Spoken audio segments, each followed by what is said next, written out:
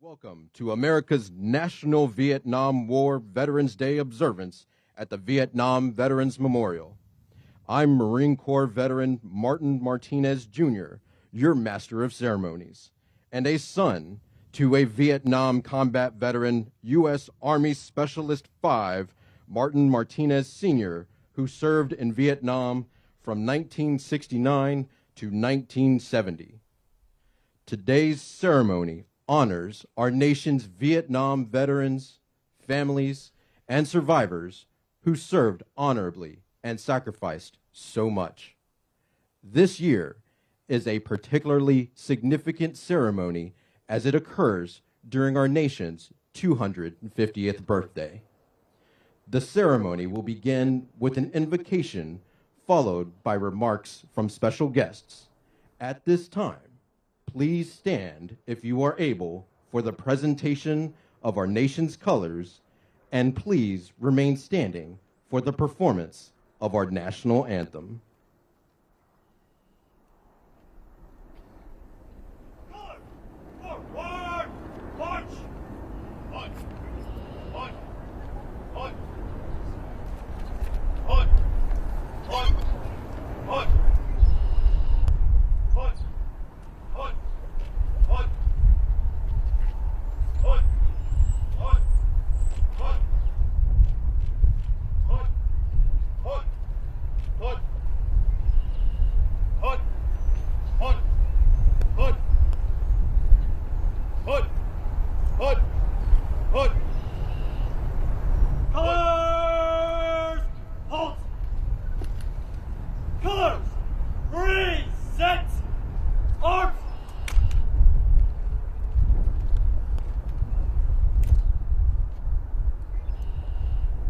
Oh, say, can you see by the dawn's early light what so proudly we hailed at the twilight's last gleaming, whose broad stripes and bright stars through the perilous fight o'er the ramparts we watched were so gallantly streaming, and the rocket's red glare, the bombs bursting in air, gave proof through the night that our flag was still there.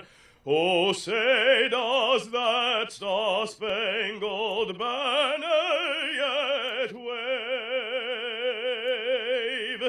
o'er the land of the free and the home of the brave? Colors, right shoulder, arms.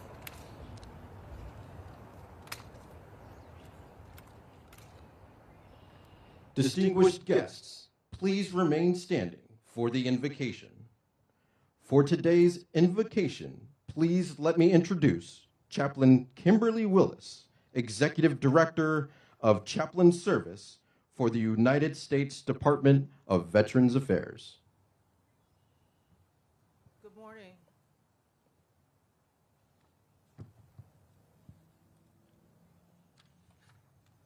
Please join me in prayer, reflective of your tradition as I pray in my tradition.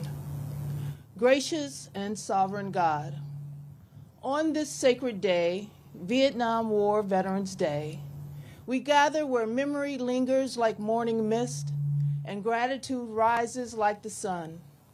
We come anchored in your word, which states that the Lord is close to the brokenhearted and saves those who are crushed in spirit. Draw near to us, O God, as we stand on this holy ground of remembrance. We remember those who answered the call, who walked into valleys unknown. Guided by duty, sustained by courage, they moved through shadows and fire, yet held fast to something greater than themselves, each other, their families, their country, their God. So we honor those who did not return, seeds sown into the earth of a distant land, yet rising in legacy, in memory, and sacred trust. Receive them, O God, into your eternal keeping. Let light perpetual shine upon them like stars that refuse to be extinguished. We lift before you those who came home but carry echoes of the battlefield within, for bodies that bear the weight of history, for minds where memories linger like unending light, for spirits thirsting for peace. Be their refuge and their restoration. As you have spoken, he heals the brokenhearted and binds up the wounds. So bind, O God, what has been broken. Speak peace into the storm within. Let healing flow like a quiver through every unseen place of pain.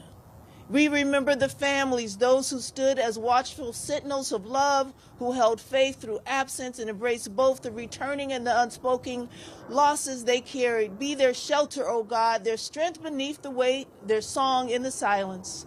As your word declares, God is our refuge and strength, a very present help in trouble. And now we turn to those still unaccounted for, the prisoners of war, the missing in action, names carried on the wind, yet never lost to you.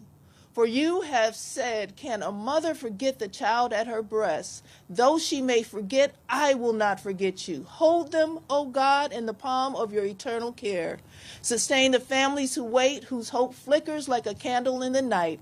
Let it not be extinguished. Be their light until all is made known.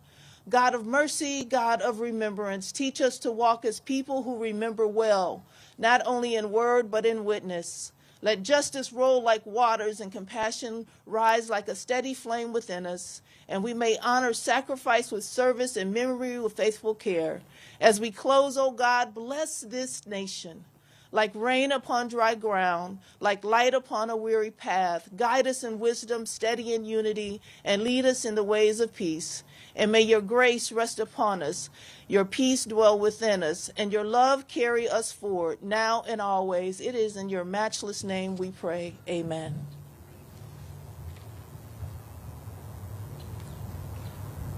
Retire the colors.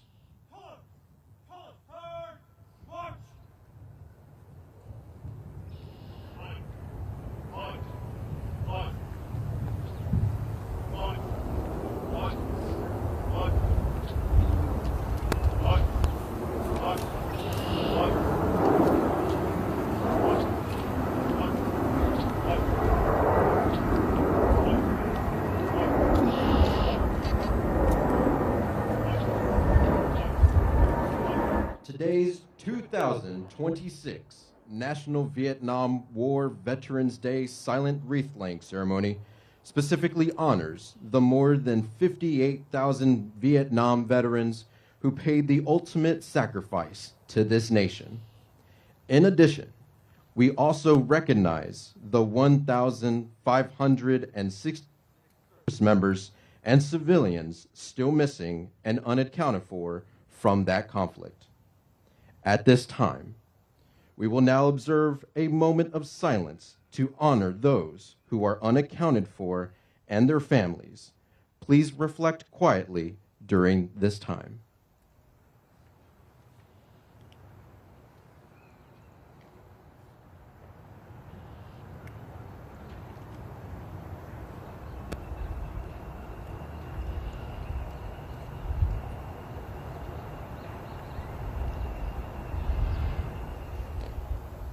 Thank you for your silence and reflection.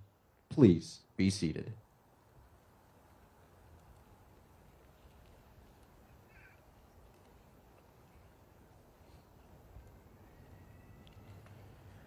I'm pleased to introduce the President of the Vietnam Veterans of America, Mr. Tom Burke, representing those veterans who served. Vietnam Veterans of America is the nation's only congressionally chartered veteran service organization dedicated to the needs of Vietnam-era veterans and their families. In keeping with VVA's founding principle, never again will one generation of veterans abandon another. VVA advocates on behalf of all our nation's veterans.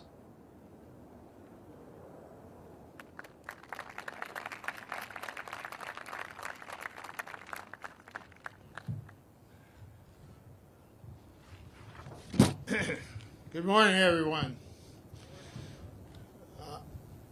Today we mark the Vietnam Veterans Day ceremonies, a day to not simply remember a war, but to recognize the men and women who served during one of the most difficult chapters in our nation's history. For 250 years, Americans have been answering the call to service in our nation's military. For many Vietnam veterans, during the years of Vietnam, coming home was not the moment of welcome and appreciation that earlier generations experienced. The cost of war was not measured in statistics, but in lives lost, and futures interrupted, and families forever changed. Instead of parades and open arms, too many of us returned to a country deeply divided over the war. The anger about conflict was too often directed at the young Americans who fought the war. Many Vietnam veterans were ignored. Many were disrespected. Too many were blamed. The veterans who served were not responsible for the war, but they answered the call to serve their country anyway. Their experience shaped an entire generation. They gave birth to the Vietnam veterans' guiding principle. Never again will one generation of veterans abandon another. For the past 9 years, our nation has marked March 29th as Vietnam Veterans Day to thank and honor Vietnam veterans who gave so much. Here today, we stand in a place of healing as we reflect on the black granite wall those who paid the price of freedom with their blood. We are reminded of the true price of war. Each name represents someone who is loved, a husband, a father, a son, a daughter, brother, sister, neighbor, or even a friend. Our prayers are with Gold Star families, those who got the knock on their door, those who waited for years, and those who still wait. Never again will one generation of veterans abandon another. Those words are more than a motto. They are a promise. Vietnam veterans vowed that what happened to us would never happen to another generation of veterans, ever. At the time, our country was weary and divided on the war. For decades, Vietnam veterans have tried to live up to that promise by standing beside veterans of every war and conflict. Over time, our communities changed, and our country finally realized that the warrior and the war were not the same. Cities held parades long overdue, and America began to say, thank you. Today, many Vietnam veterans are now in their 70s and 80s. I call them mature guys. We have become senior statesmen in the veteran community, and that carries both responsibility and opportunity. We have the opportunity to pass along the lessons that we learned. We also have the responsibility to teach younger veterans how to care for one another, how to advocate for those who had PTSD, victims of Agent Orange, toxic exposure, and the list goes on. How to continue strengthening the bond between the military and the nation. No matter how you feel about the war, never take the matter out on the warrior who fought that war. The truth is simple. Veterans need to take care of each other, but the responsibility does not rest with veterans alone. To those in the audience today who may not have served in uniform, we ask a very simple thing. Don't blame the warrior for the war. The men and women who serve do so because your country asked them to. And when they come home, they deserve our respect, they deserve our support, they deserve help to transition back into civilian life. When veterans come home, I can assure you they carry experiences that most will never see or fully understand. A little gratitude can go a long ways to making a difference.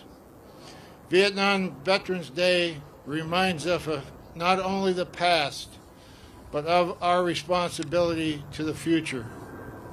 And today, as our nation once again have young Americans fighting a war, the lessons of Vietnam are clear. People may debate the war, but the men and women who sent to fight it must always know their country stands behind them now and when they come home. And it's now my privilege to introduce someone who embodies the values of service, leadership, and dedication. Please help me welcome our Secretary of War, Pete Hegseth.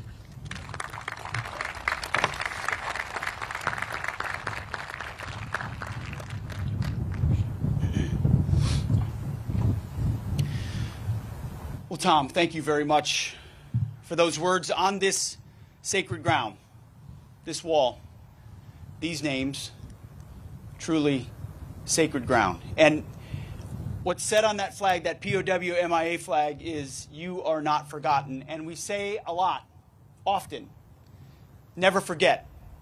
And I can say on behalf of our department, having been in Vietnam a few months ago, having been around the globe, we have not forgotten. We're still looking. We're working with the VA to ensure that every last one, every single soul, every single American in that conflict and others comes home. It's a reflection of who we are, of what America represents, how we cherish the lives of those who defend us, the best of America. We will never forget, never. But today I would ask you to go one step further than never forget. It means much the same. It's just the inverse. It's more active. Yes, we will never forget, but more importantly, we will always remember.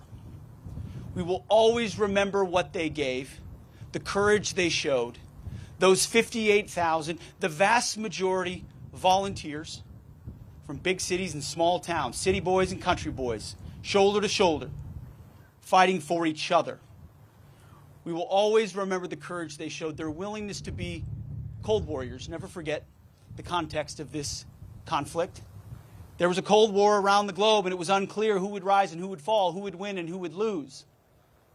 And in the geopolitical context, the understanding was they were holding the line against a communist advance.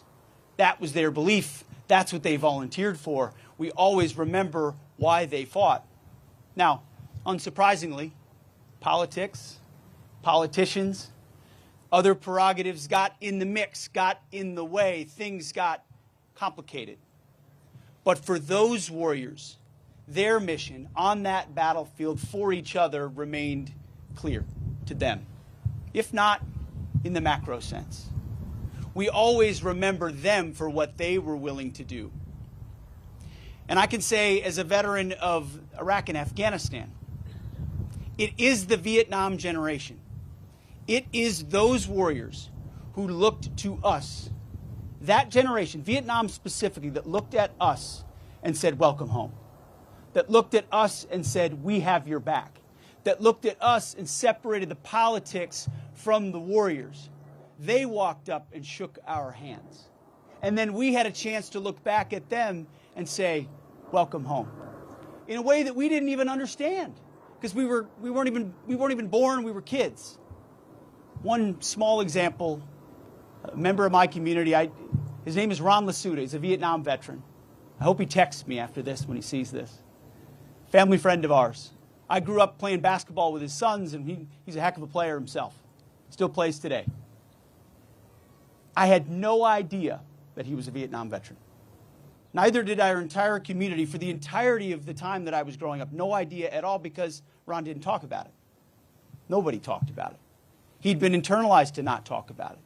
Only in the last 10, 15 years was he willing to talk about his Purple Heart recipient. showed incredible courage on the battlefield, should be celebrated by the community. And he is now, as we right those wrongs.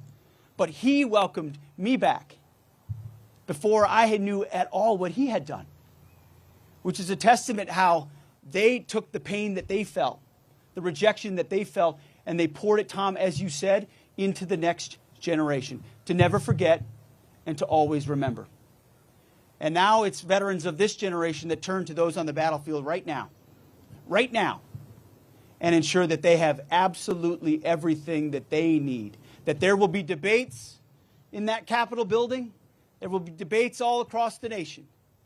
But what we know is that we will have the backs of those warfighters. We will ensure that they are celebrated, that their sacrifice is honored, that every part of our society recognizes that they are the real 1%. The special Americans willing to raise their right hand and commit to something greater than themselves. And what the Vietnam generation did, they did it when it was unpopular. Then when they did it when society told them other things were important, those Americans recognized that putting the uniform on and fighting for their country was the single most honorable thing they could do, whether the country recognized it or deserved them or not. And so on this day, I'm grateful for the VA for recognizing this, holding it up, and honoring Vietnam veterans. We'll do everything we can in our department to continue to do the same, to ensure that we never forget what they did, and that through line continues so that our country never commits the sins that it committed on that generation ever again. And those who repaired it were not the protesters of that time, but were the men and women in uniform who came home, built families, built communities, built churches, built businesses, and then poured into the next generation of warriors who came home and ensured it never happened again. So may we always remember what they did and continue to live it through to the current generation. May God bless our Vietnam veterans. Thank you.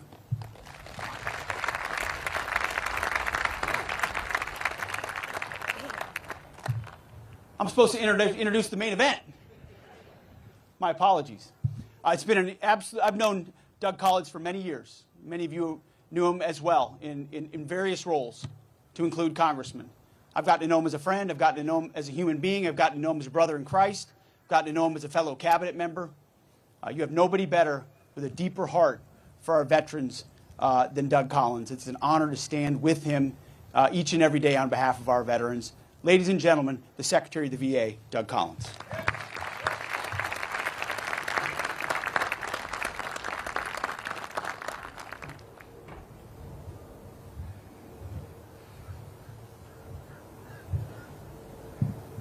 Good morning.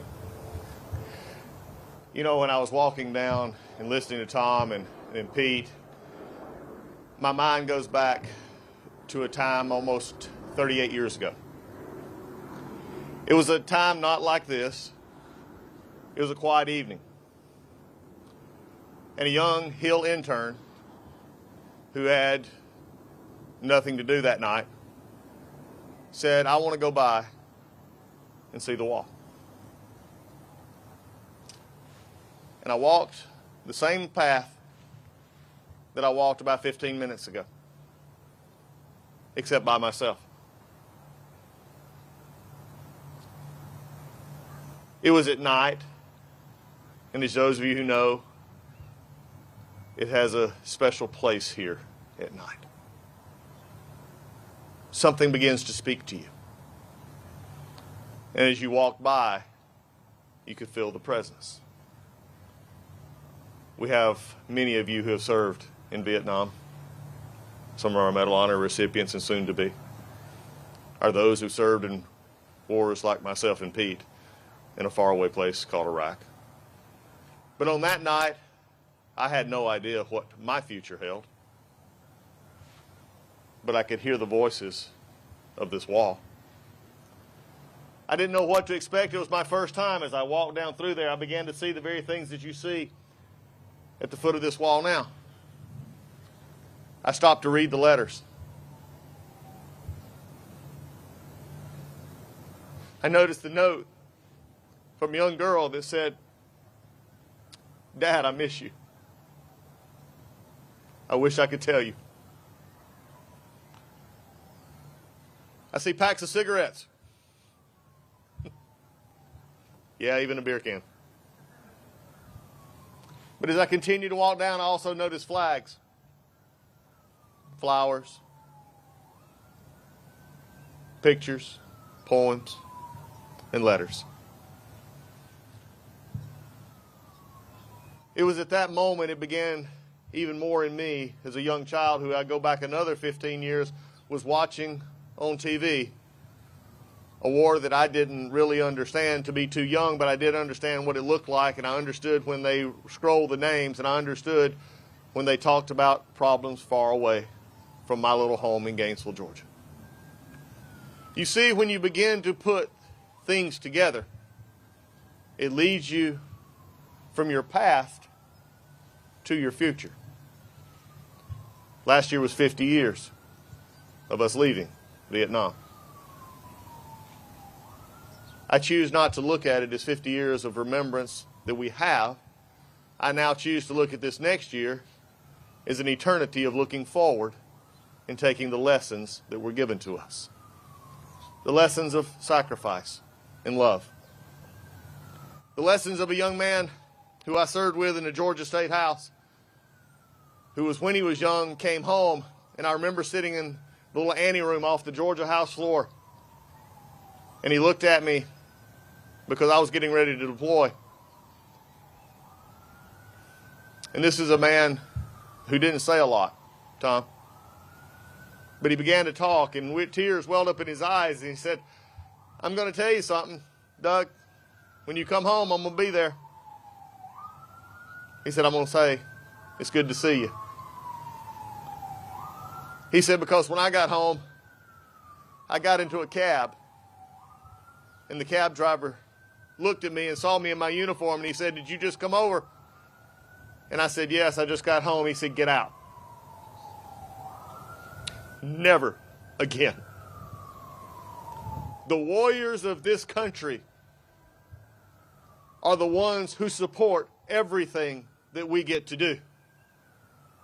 From the press to the protesters, from the good to the bad, it is those who raise their right hand and say, "I will go because others have went before me. I will go because I have been given more than I could ever repay." When President Trump honored me by putting me in this position, a lifetime of experience began to come together. Not something I expected. And just as I was walking down just a few minutes ago, I never thought that my pathway to the VA would be a pathway that started over 38 years ago, with the voice of this wall still speaking to me. The Vietnam veteran changed the VA more than any generation it has been around. It came back and was met with not the adequate care that it should have gotten. It came back and met with almost, frankly, no care and left by themselves. They stood up and said never. They stood up and said not again. They stood up and helped shape us into the VA we are today. Vet centers are there because of the Vietnam generation. The vet centers that I think are the greatest thing in the world because they hit every veteran no matter where they are, and they say, "You have a home here." They took our hospitals and said, "You got to learn to treat us better." They took our benefits and went to Congress and said, "You're missing some, and we don't want to forget." And for those of us who still long for those over 1,000 to come back home, we will never stop, we will never forget, and they will always be on our mind. But when a generation impacts a country like the Vietnam generation did, and the generation of people that I serve as Secretary of VA, and those that Pete does at the Secretary of War, it's a reminder that these names will be forever etched. There may be fewer things placed at the base. There may be some who don't have a personal memory. But for those of us who will gather every year on this day, we will remember. But then I also promise you this: we will look forward. We will take what this generation gave to us and we'll never stop asking, especially at my department, who we put first, and that is the veteran. Because Vietnam taught us that if we don't put the veteran first, this country has put itself last. And I will never stand for that. And those who are gathered here and those that are walking by today, hear my voice clearly. From this president on down, there's a solemn meaning to the word service. There's a solemn meaning to the word sacrifice. And we will never forget. But we will look forward. Because I have found that sometimes when you look backwards too much, you forget where you're going. Thank you to this generation who could have stopped, who could have got mad, who could have got bitter, who could have turned away from the very country that had sent it. But thank God you remembered why you raised your right hand, why you went. Because when you came home, you looked forward. And it is that forward that brings us here today. For generations may not hear what I speak or any of us spoke today, but I do know that as long as veterans band together, is this brotherhood and sisterhood of those who serve, remember, we'll always remember why this country is strong. We'll always remember why we are the light of the world, because we treat those who serve us as they should be treated. Veterans first is simply our guiding principle at the VA. But for those of you who didn't hear it, for those of you who had to suffer through it, for those of you who had to take your pain and turn it into positive for those that came after, all I'll have to say is on this day, again, as all others, welcome home, and God bless you.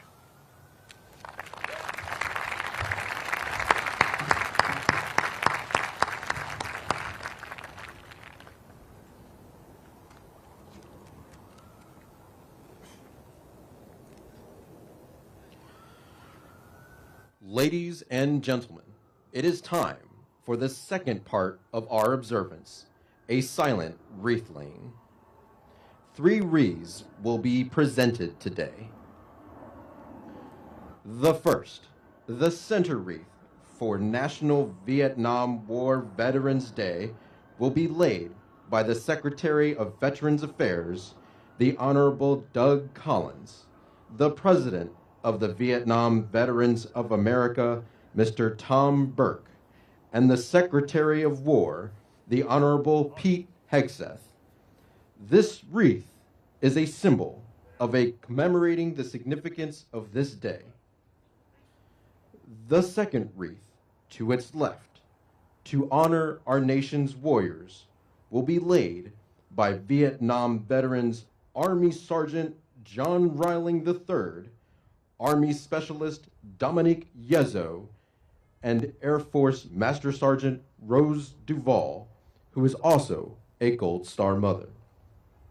This wreath is to honor our Vietnam veterans, those still missing, those still with us, those represented on the Vietnam Veterans Memorial, and those who have passed since the war. The final wreath, to the right, is to honor our warriors' families and will be laid by the Gold Star wife of Lieutenant Commander Barton S. Creed, Miss Susan Creed Percy, the Gold Star daughter of Lieutenant Colonel Anthony C. Shine, Miss Colleen Shine, and Carrie Rogers, son of Major Charles E. Rogers, who remains missing and unaccounted for.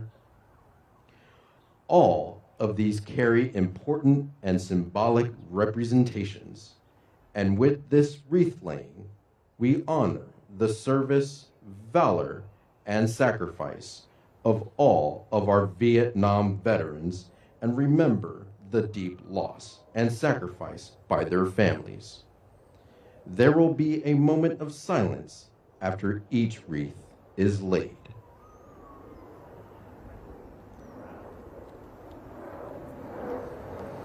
At this time, I ask that each official party proceed to their wreath.